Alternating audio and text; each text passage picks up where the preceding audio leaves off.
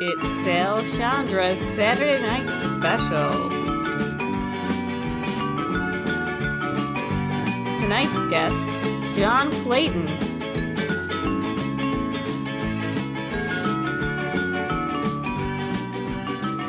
Hi there, and welcome to the first episode of my Saturday Night Special. This show is a combination of a few things, but mostly an opportunity to chat with some interesting people and showcase art that I'm working on. Each Saturday at 9 p.m. I'll upload a new show with a new conversation. My conversation tonight is with semi-professional singer John Clayton. I hope you enjoy it, and if you do, consider liking and subscribing to the channel. Thank you.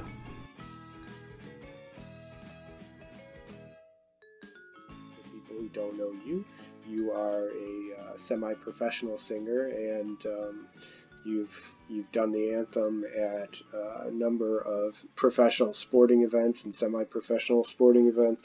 You sing opera, and you are a gigging musician, especially during the holidays. So how is it going right now for you? Obviously, not much call for work, huh? Yeah, especially right now, I do a lot of like church singing, and a lot of gigging musicians do that.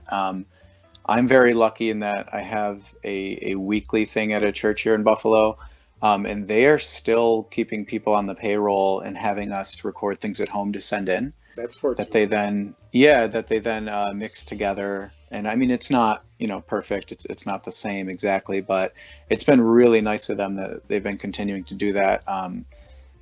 But everything else that I had planned for the month of April, just gone. There was a show I was going to be in, some other things. Obviously, baseball season, I do a lot of antheming. Yeah.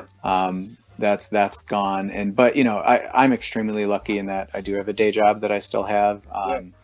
Like I'm friends with some, really like legit professional, opera singers, people who've sung at the Met and travel all around the world as their main thing. And it's crazy how just all of a sudden everything just stopped, So they're either, teaching voice lessons online or just, figuring it out. It's really wild to see that happening to everyone. Sure. But, I would say that the demographic of people that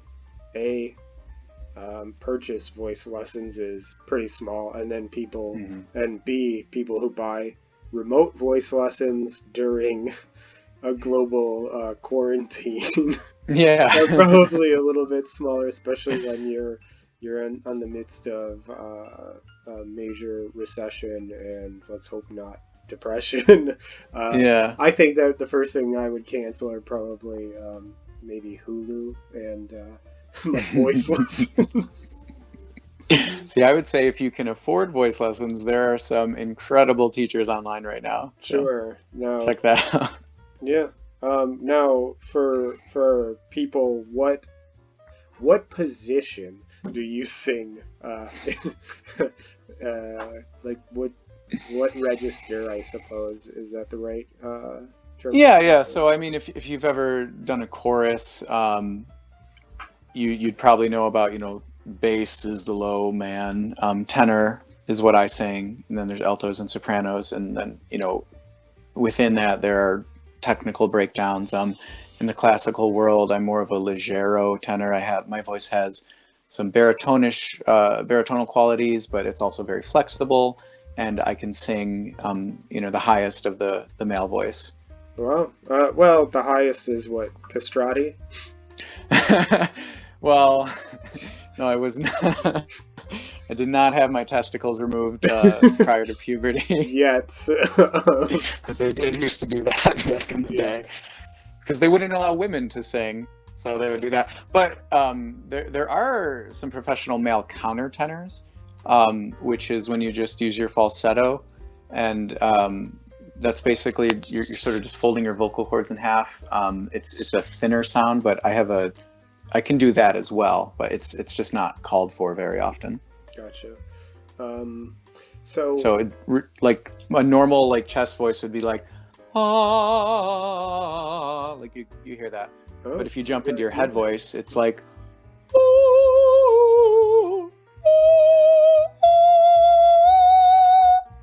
it's like more resonant. Yeah. Yeah, it's a thinner, more focused sound. And like I could never sing that high in my chest voice. Now, I guess a good question would be, as a layman, how does one attain, you haven't always been able to sing this, and I imagine most people have a growth mindset insofar as you can learn to do most things, but the voice is an instrument. So how do you practice something like that? Is it breathing? Is it... Yeah, I would say there's a couple general tips for someone who's never had a voice lesson. One, as long as you have a little bit of an ear for matching pitch, I do think anyone can. There's obviously natural talent involved, but it's training. Just like if you can walk, you can, right? I mean, right. Not everyone's going to be at the same scale, but if you can talk, you can sing. I believe. Yeah. Yeah, I think the two big things people don't realize is breathing. People tend to take very shallow breaths, which, like, if you put one hand on your chest and one right above your belly button, most people breathe like that, right? Their chest moves. But what you want to do is take a deep breath. You can't see this, but my chest is still, and if I had one hand on my rib cage and one above my belly button, that's what would be expanding, is taking a nice low breath where the lungs actually fill up. And that just helps you sustain a vocal line, and it also is supportive of the pitch so that you're not, dipping under. And then the other thing people don't seem to do automatically without training is just have a very forward resonant sound. And that might be because we use microphones a lot, so you don't need to. And that's just the difference, without doing an hour voice lesson. I almost think like a Kermit the Frog voice is very like back in your throat. And what you want to do is move that sound forward to about here, to the mask, right? So for example, I'm gonna kind of transition from a very swallowed sound to a very forward sound. And I'll use my hand to demonstrate. It's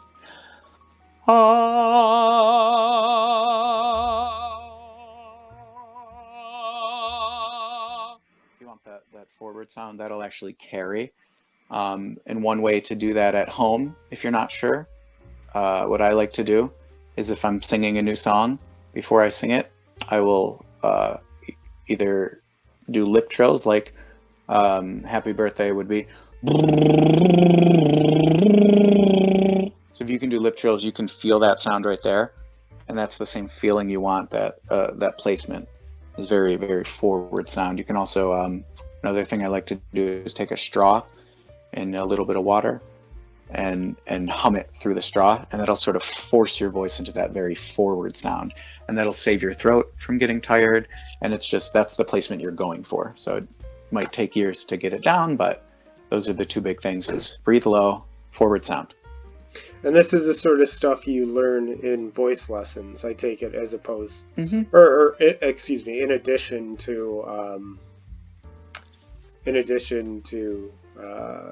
I suppose reading music, that sort of thing, or general music theory. Right. Most music students would have at least a 1 hour voice lesson a week, where you work on a song or an aria, and you just learn general practices like that. But it just takes practice and time. Now, something people don't know, because I haven't told them, and if they are in fact in the know, you and I know each other mostly through karaoke.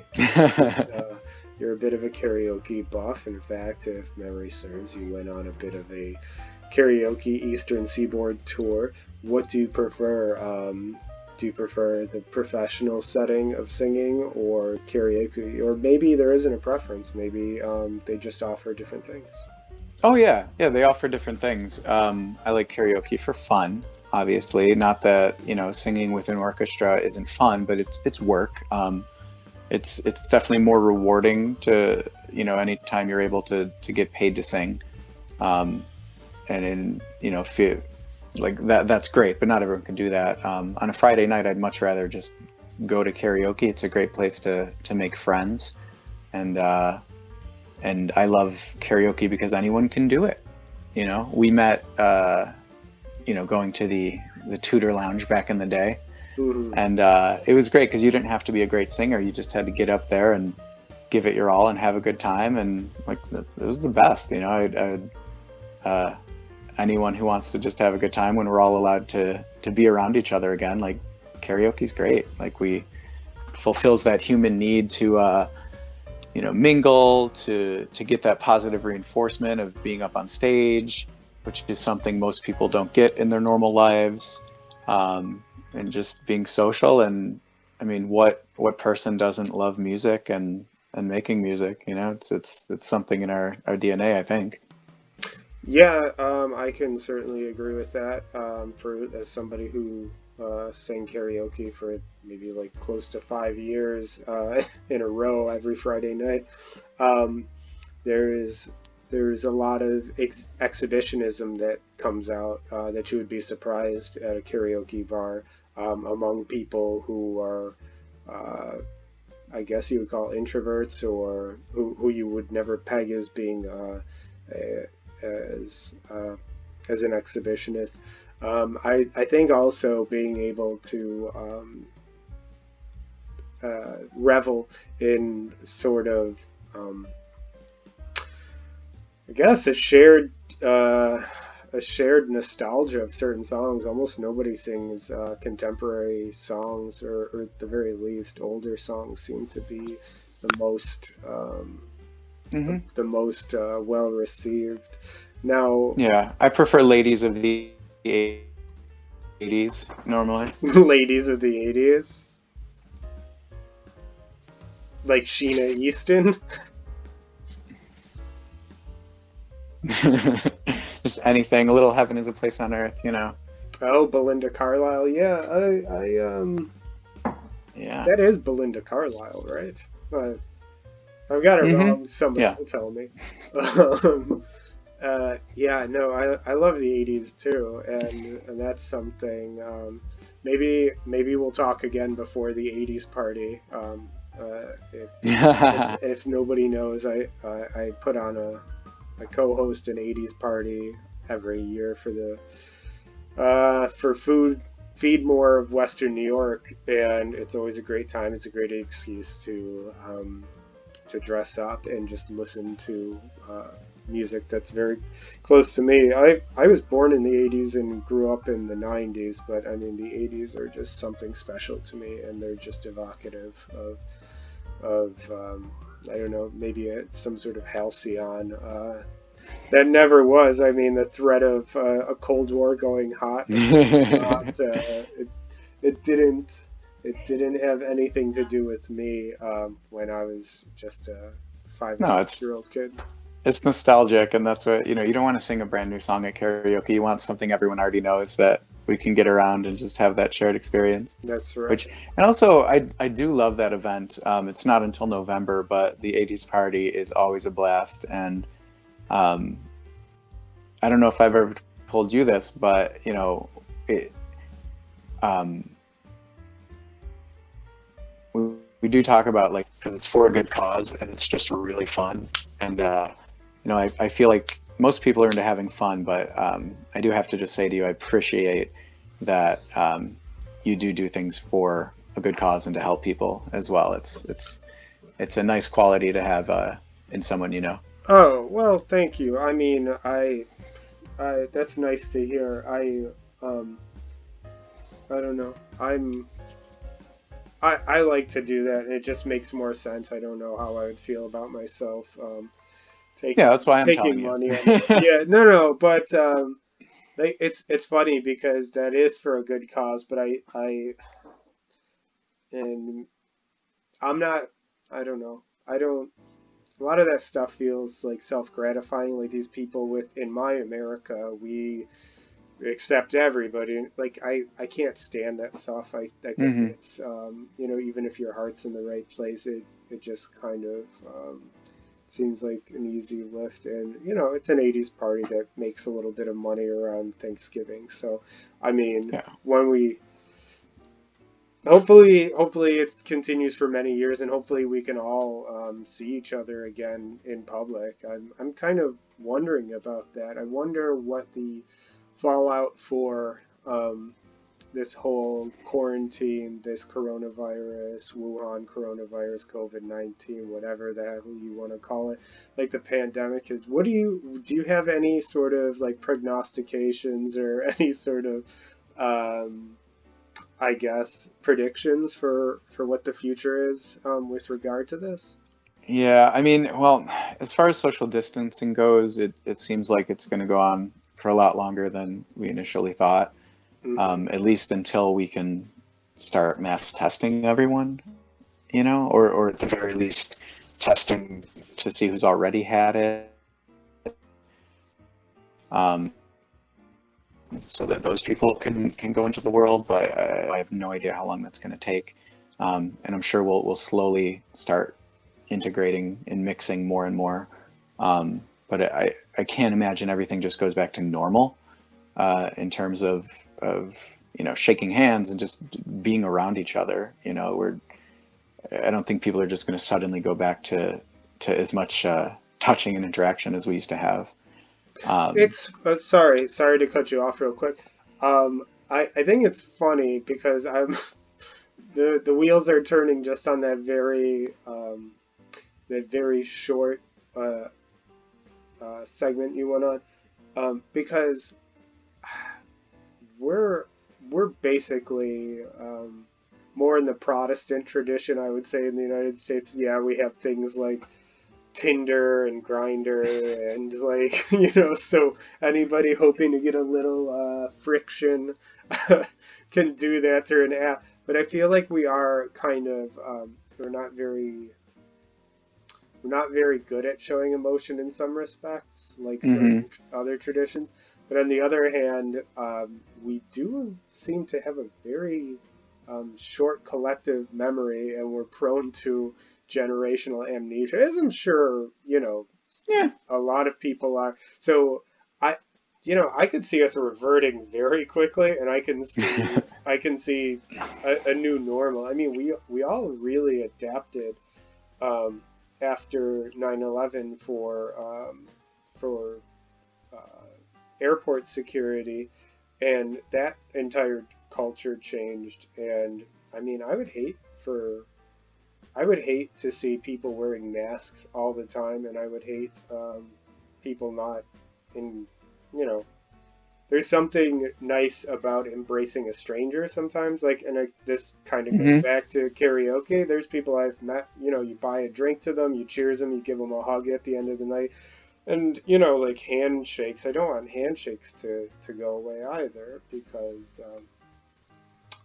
yeah, I don't know. Sorry, please continue. No, no. I mean, we could go down a million rabbit holes with this because a lot of it's just uncertain.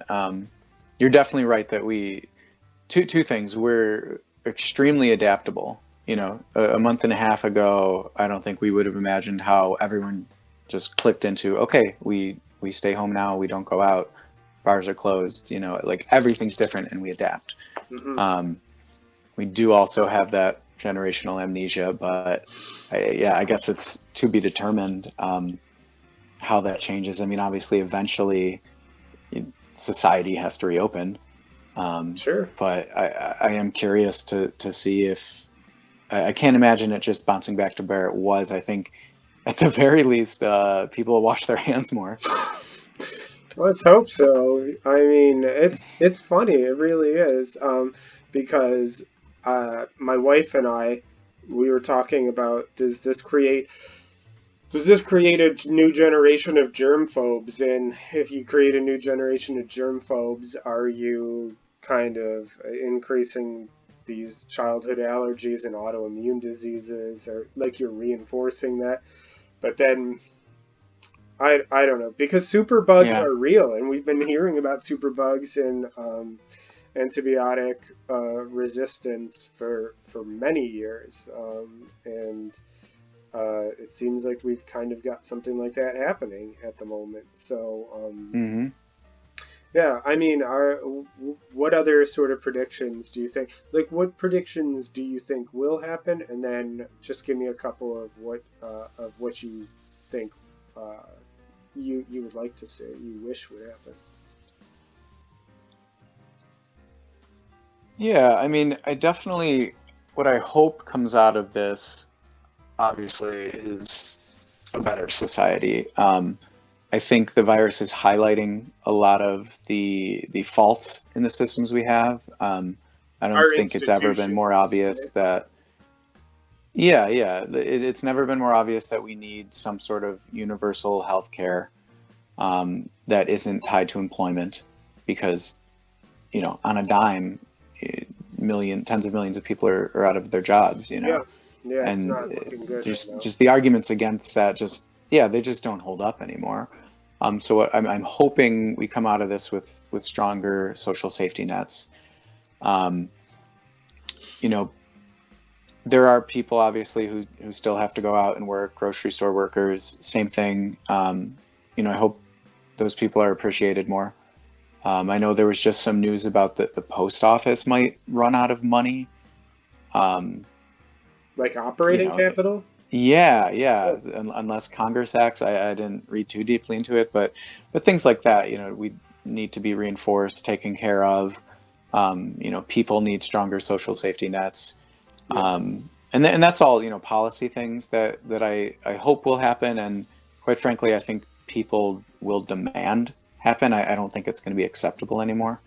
Or at the very least, the debate has got to be a little bit more robust. It can't be this surface level nonsense Hmm.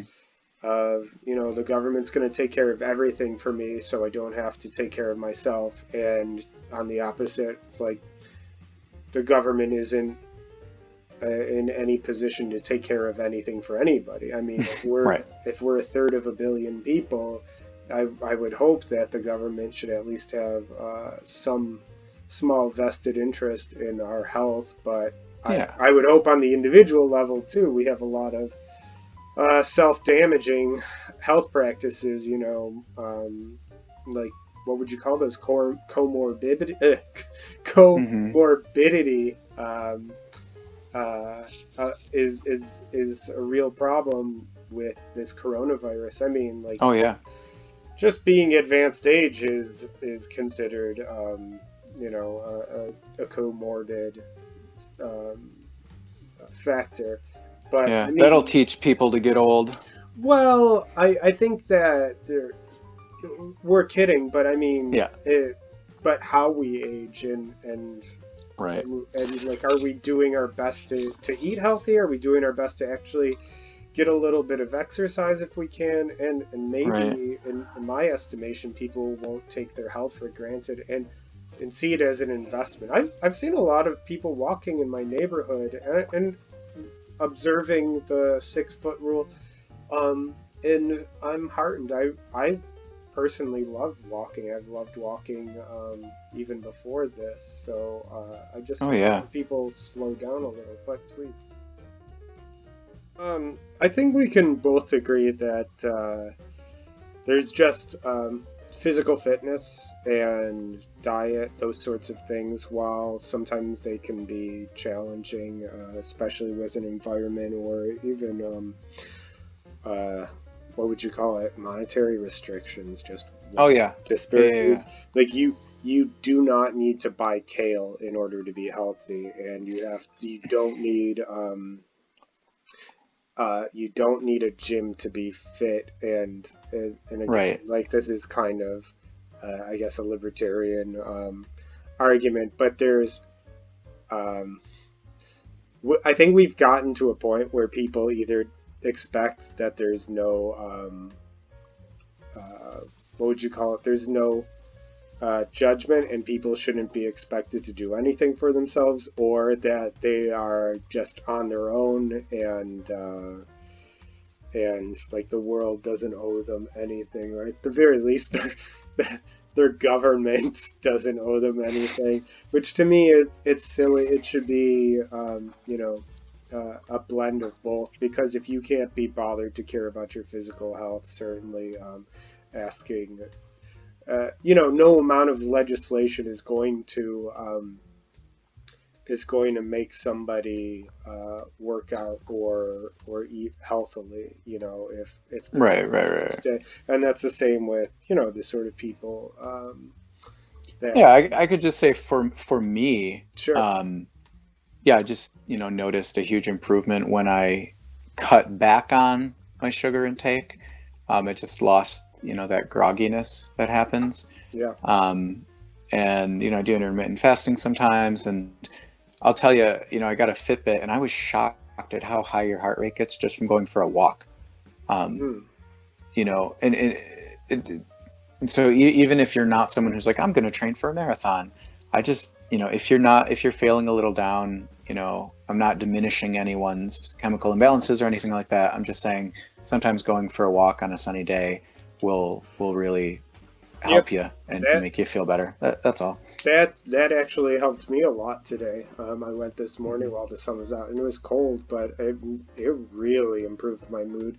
And I feel like for the longest time we were selling out Tom Cruise and Scientology with exercise and vitamins, and he was right about a lot of it. No, Tom Cruise was right. Yeah, but I mean, there are especially now being trapped in the house too. It's you could I could spend the entire weekend on my couch if I wanted to, but I have to tell myself, I signed up for a thing called Step Bet, which is you have to get so many steps per day, and that just gets me out of the house.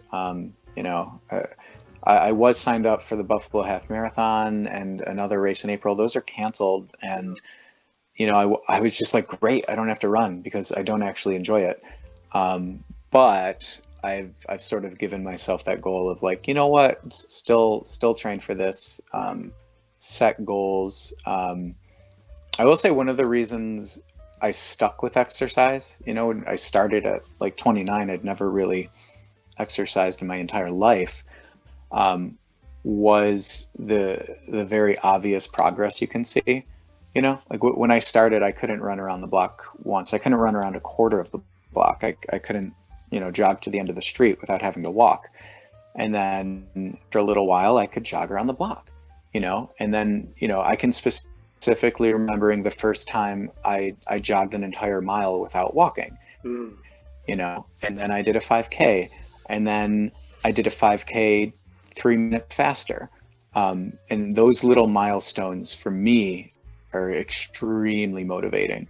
Even if it's just I went a little faster or I went a little farther, it's recorded and it's obvious, and it feels really good to accomplish those things. And whether it's exercise or a new craft you're picking up while quarantined, I definitely get a big hit of dopamine every time I get a little better at something. Right. I think that's self-improvement, or that is to a degree self-mastery, when you can do these things, and it's not necessarily that you want to do them. Like, there are difficult things. I know people who run and they do not enjoy running. That's me. Right. But they're able to run, and there's a lot of I guess that's personal. It's personal development, really, and I think that personal development has kind of been, unfortunately, hijacked by self-acceptance. And self-acceptance is fine, but sometimes you have to earn that acceptance. Like, you shouldn't accept that you can't run a block, or maybe, I don't know.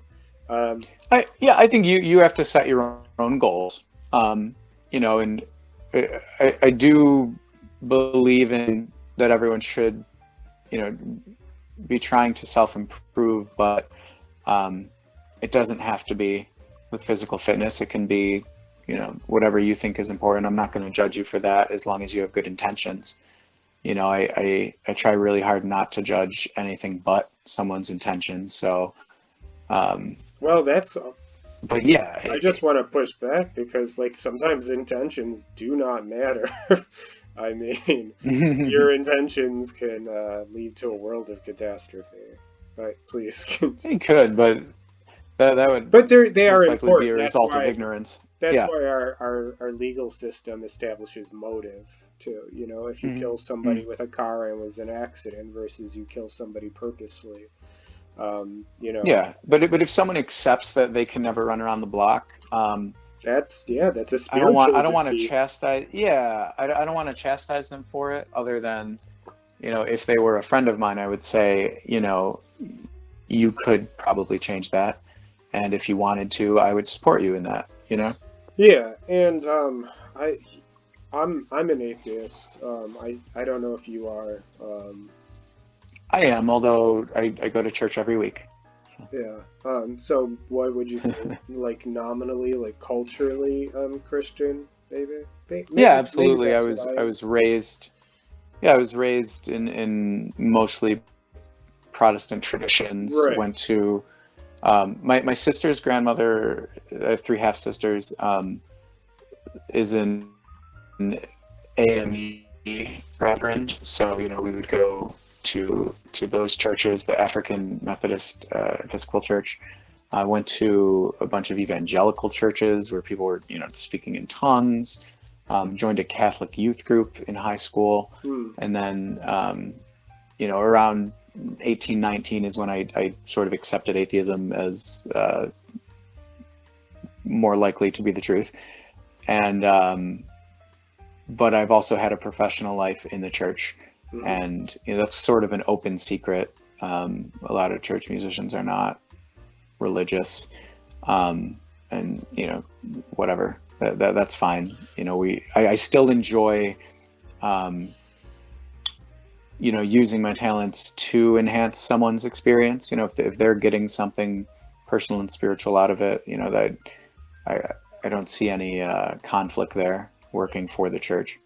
No, I mean, I can appreciate all that. I think what I was driving at though is, even though we're non-believers, it seems that there is this notion of spirit, like you could be spiritually deprived or spiritually impoverished, and that what you had said was not wanting to, like that you can easily get get stuck hanging out on the couch all day, and I'm the same way. Right. That can happen, but I feel so much regret afterwards. That's why I never really got into video games. I had a few Hmm. I had a few instances in which I was playing them, and it was literally, it was like time travel. And this was in my probably early 20s. I did not play during my high school years at all. It's funny. Like the Nintendo 64 came out, and I discovered girls, and I was just like, that's the first system I don't Hmm. need to own, and guitar too, but but Yeah. but I tried playing some games when I was in my early 20s. I guess this would have been the PlayStation 2, and then very quickly I lost like a few hours, and at that point I was very Yeah. conscious of, oh yeah, this could really be a waste of time. This could be a waste of time, and like that's taken away from other things. So I would say that not in an Oprah like free love way about that I'm spiritual, but there is something to it. You've seen when people are deflated or dispirited, and I think that oftentimes the inability to start has a lot to do with that separation of the spirit from the Yeah. things you're doing. You see people who are crushed, demoralized by jobs they dislike, or friends that are not really their friends, and uh, yeah, as an artist, when I draw, I try to go to those places that make me feel like I'm getting in touch with that spirit. So maybe, Yeah, it's funny that you mentioned video games because I was the same way. I had to not have a system because of the time suck. And I recently got back into them because I really wanted to play the new Spider-Man game. yeah, I remember Uh, this.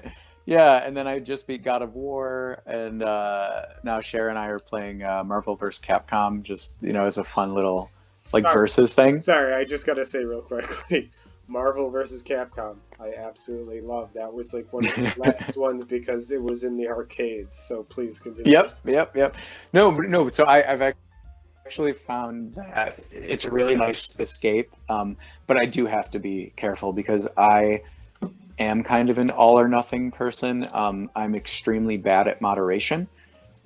Just never have, and whether that was with eating. That was a big thing for me. Like I can't have sweets in the house because I'll just eat them all at once. I don't know how to just have a little. And it's the same thing with video games. Right, but I'll say this. Like that's just my personality. Maybe it's your poison too, because you and I go out drinking. I never see you drink to excess, really.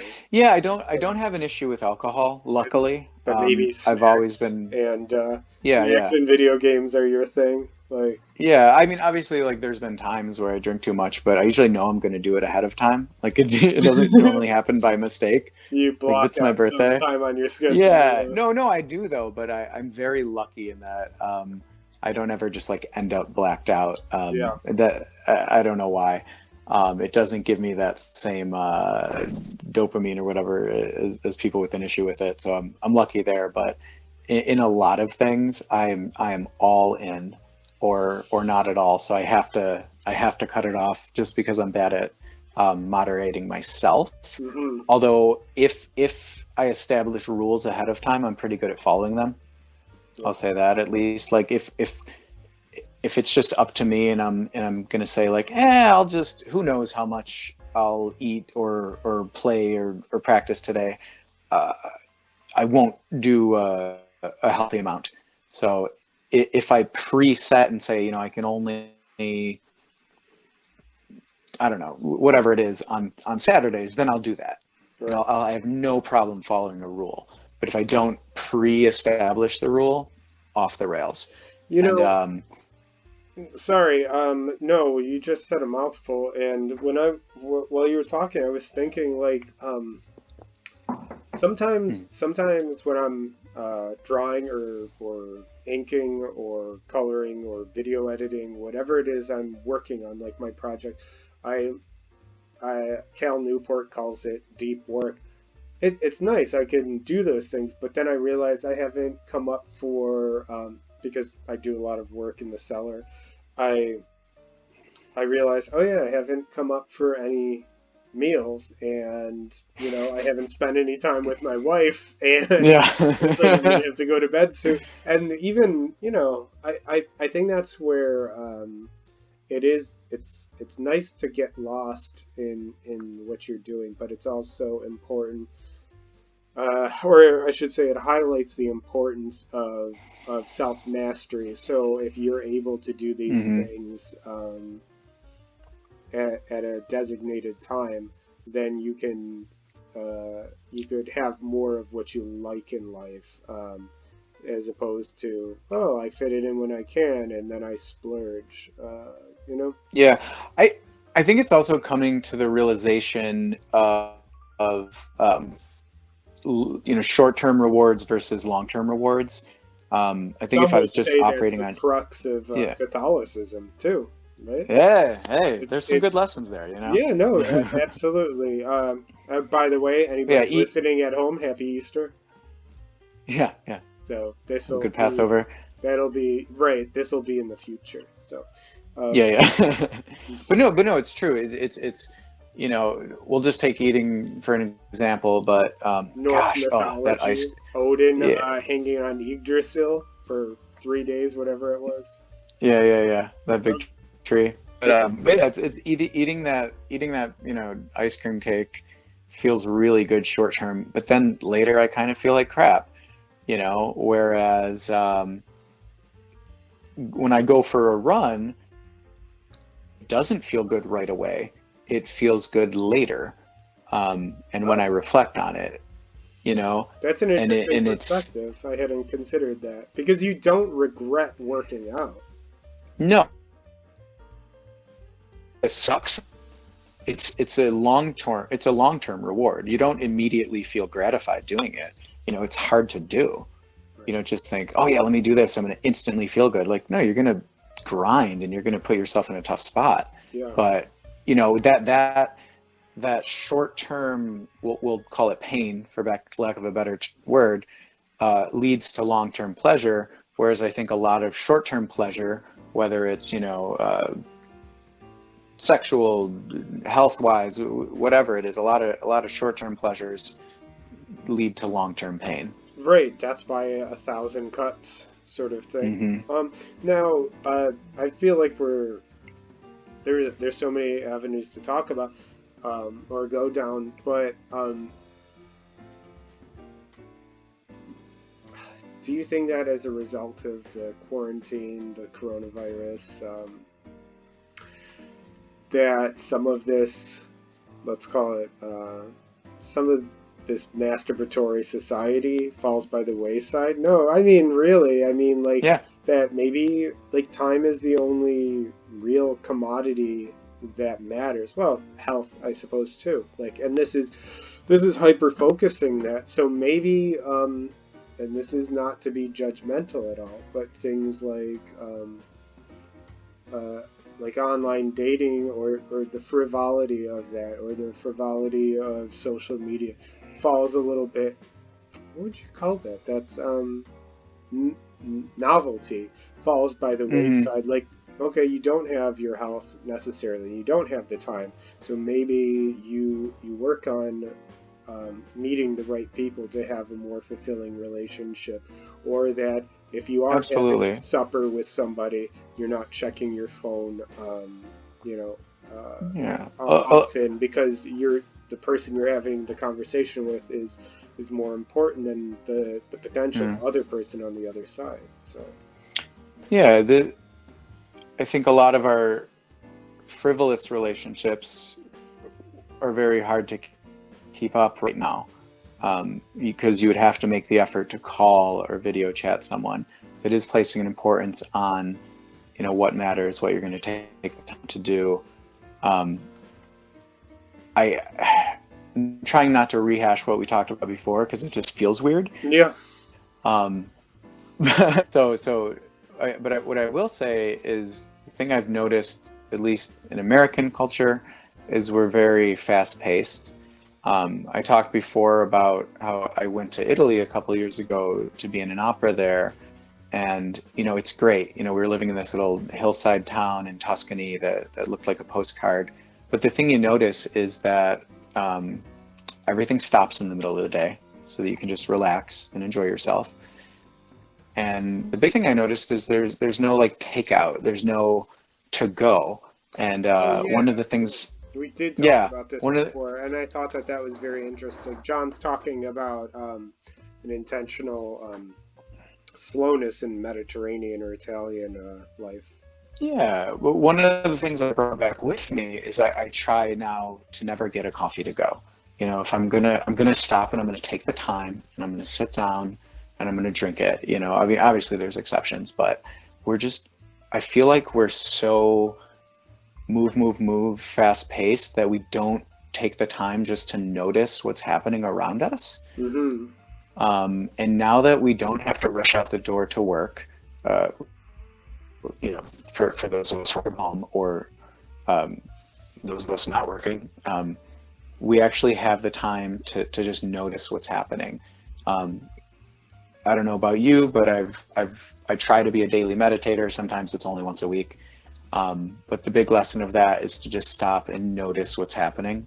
Notice that you're breathing, notice the thoughts in your head. And what I'm hoping comes out of this, even when society returns to normal, is we do slow down a little bit and notice everything around us, whether it's, the people we're in relationships with, be that familial, romantic, stop to appreciate them and just acknowledge them. And just in anything we do, just enjoy that cup of coffee. The example I gave you before was the last time I was in Miami. I went one day to the Wynwood Walls, which is this huge, outdoor art gallery.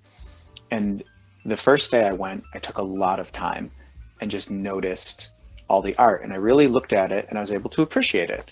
And the next time I went, we were kind of in a rush and we sort of just walked through, and I was like, wow, I I saw all of that, but I didn't pick up on any of the nuance, Mm-hmm. and I didn't and it was just such a more rewarding experience when I actually stopped and just paused, um,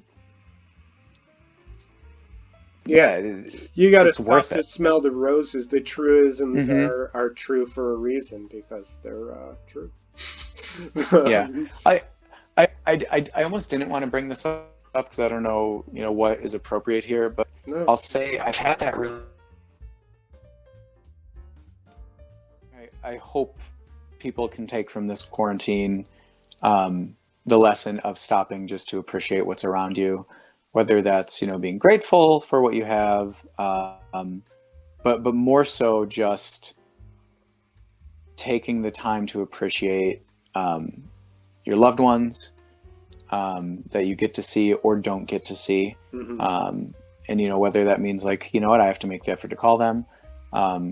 But more importantly, stopping what you're doing and focusing on that, because we have the time to, like Yeah. I have the time to enjoy my coffee.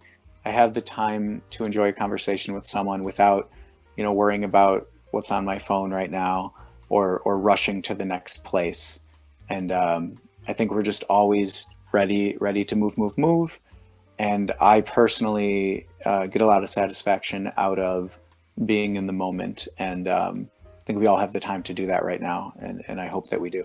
Yeah, it's kind of like what if from the first Spider-Man movie, when Mary Jane is when she's talking to Peter at I think it's Norman's funeral and says, or no, maybe it was in the hospital room with Aunt May. It's been a while since I've seen it, but they just keep making Spider-Man movies for some reason.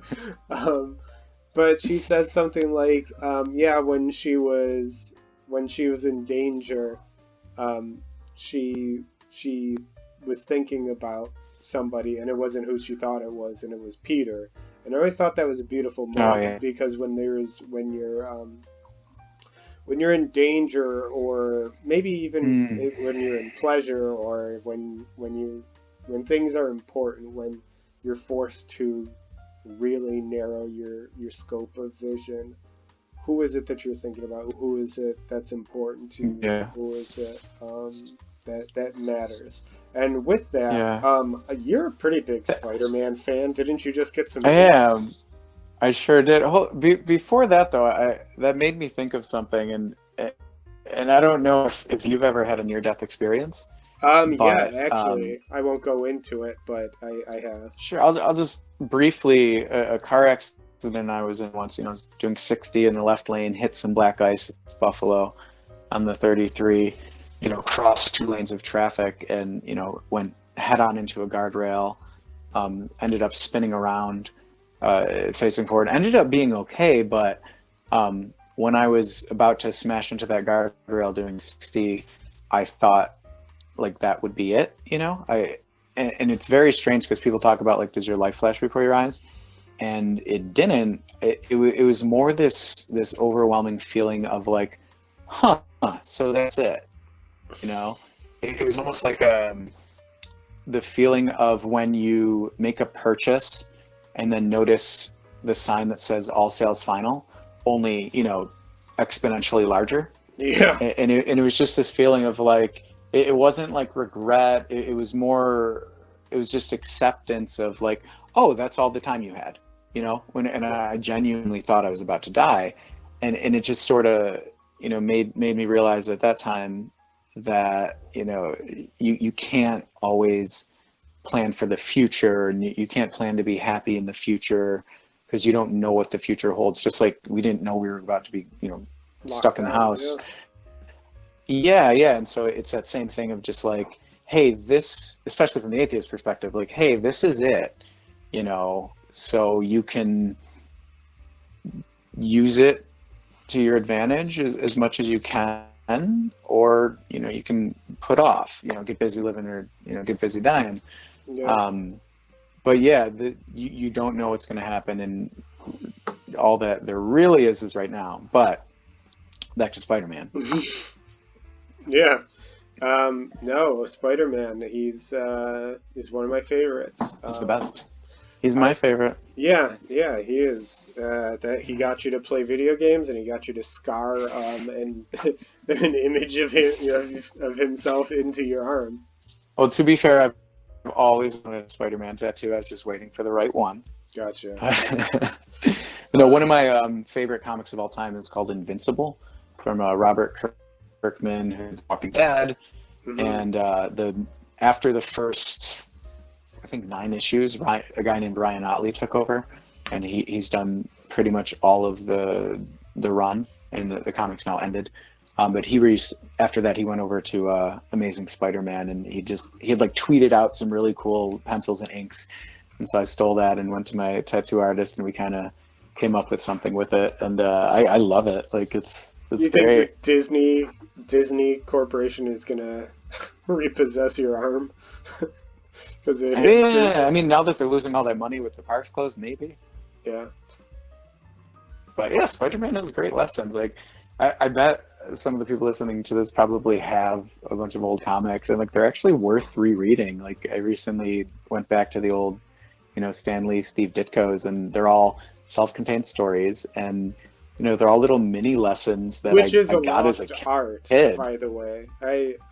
Oh yeah. I draw comics, and I don't want to get into this too much, but there's a lot of no, there is a lot of mastery in the form that I think is missing because for a while it's been commonplace to just miss deadlines like on monthly books, and so the idea of actually having a concise thesis statement for an issue is gone. It's a lost Hmm. art, and I feel like there's a real bent towards having these massive events and these long Hmm. story arcs. Like everybody thinks that they're going to write Dark Phoenix saga or something, and just the individual 30-page books are not. They're basically all the same. Like you can't say that this was a good issue, and I'm not. I'm speaking in generalities. I just think that Yeah. like under Jim, if we're going to talk about Marvel comics, like under Jim Shooter era, there was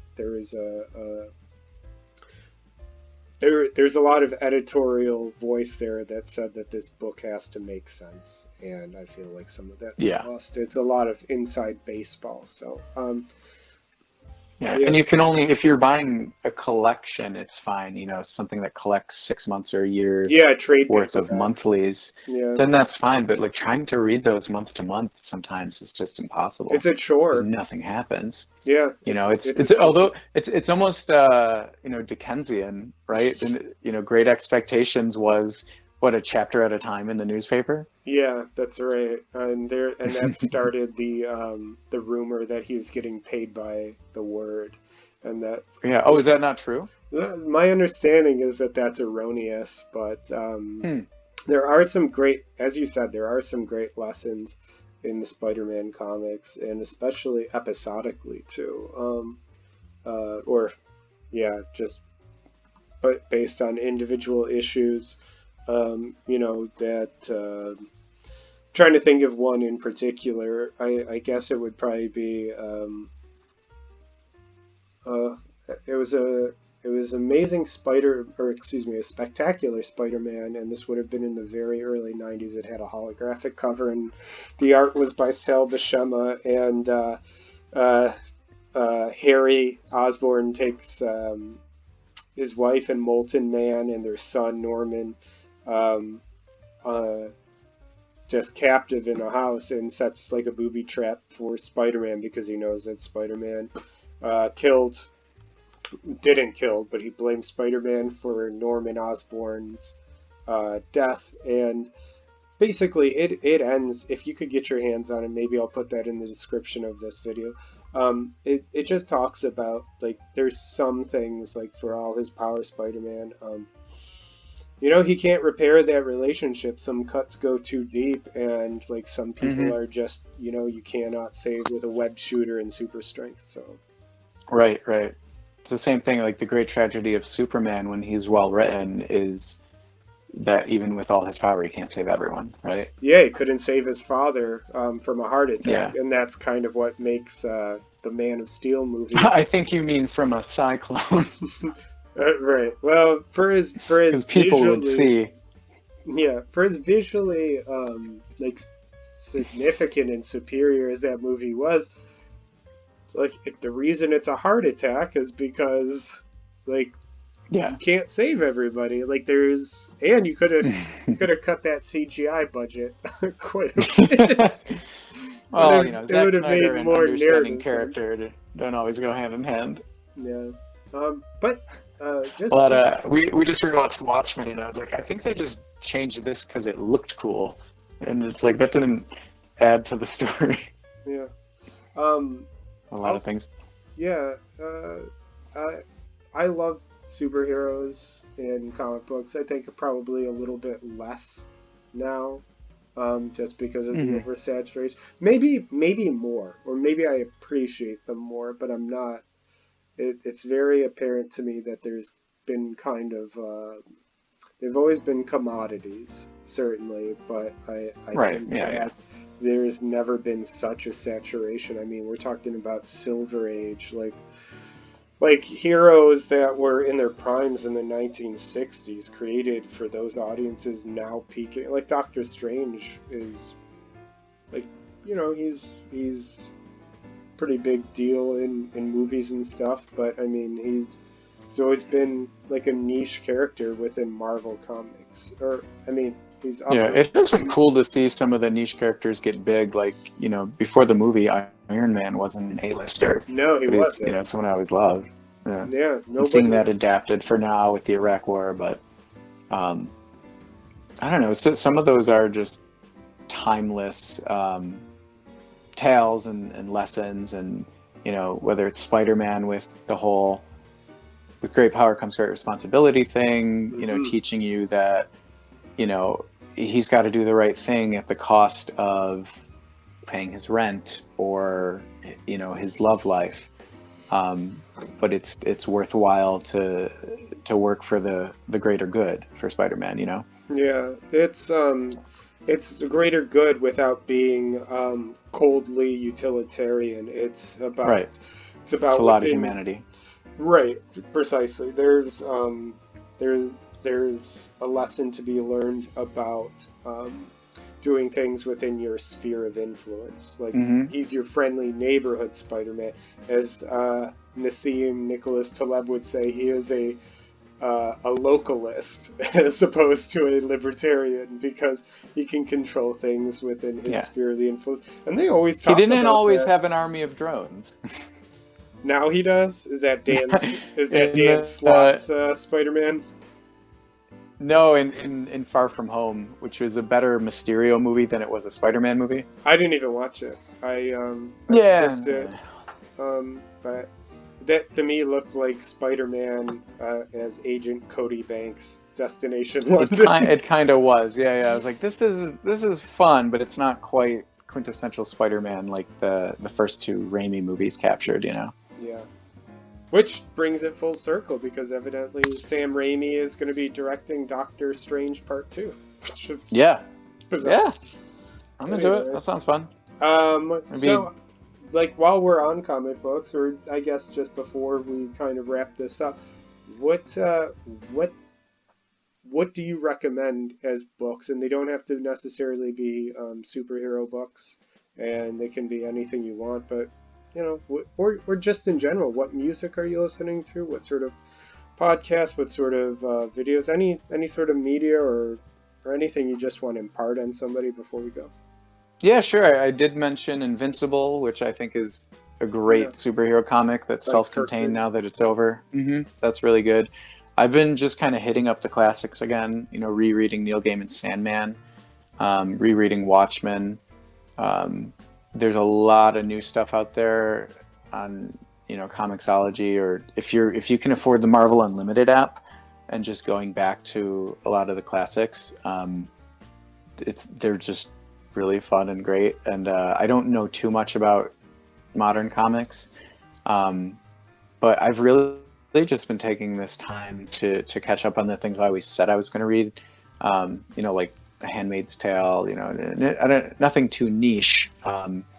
Although if you can get your hands on one called, what's it called? Oh, The Professor and the Madman, which they turned into a movie that I hear is pretty bad. But it's about the making of the Oxford English Dictionary. It's very short, and it's one of the best nonfiction books I've ever read. It's really captivating. Oh, okay, cool. So highly recommend that. Music, just taking the chance to just discover new stuff, because I'm so used to just listening to the same things over and over. Yeah. And it's been hard to motivate myself to like learn new music to sing, like classically, since I don't have any gigs coming up, and that's when I do it. But I have found myself revisiting some favorite arias just to brush up on them. And then we got a karaoke machine for quarantine. Very nice. So been doing a lot of that. I think I'm gonna dress up like Freddie Mercury and do a live stream of all Queen songs when I get bored enough. Oh, okay. Well, I was going to ask if you had anything to plug. What's your Instagram? This is Instagram Live, or this is Facebook Live, or? Yeah, whatever. I don't know. Maybe I'll do an Instagram Live. Yeah. John Iremar, JohnIremar. That's my gram. Okay, I'll put that under your face. And sure. That's going to be on which day do you think you're going to do that? Oh, I honestly have no idea. I just thought of that. I was really bored the other day, and I was listening to Queen, and I was like, I'm pretty sure, because I normally shave my head, but I've been growing it out. Yeah. I was like, I'm pretty sure if I do the mustache and get some faded jeans and a tank top, I look like Freddie Mercury. Wow, well done. Yeah, so using my time wisely. My mustache has been kind of being overgrown by the rest of this, so it's probably time to shave again for Easter Sunday. Okay, John, it's been a lot of fun. Thank you for taking the time with us, and by us I mean me and my delusions. So I wish you a happy Easter, and I will talk with you soon. Yeah, happy Easter. I'll talk to you soon, bud. Bye. And that was my conversation with John Clayton. You can find him online at John Iremar on Instagram, and you can find me online at Sciandra.com or Sal Comics with an X on Instagram. I hope you enjoyed the show and will join me again for the next Saturday night special. Please subscribe to the channel for notifications of the next episode. Until then, take care of yourselves.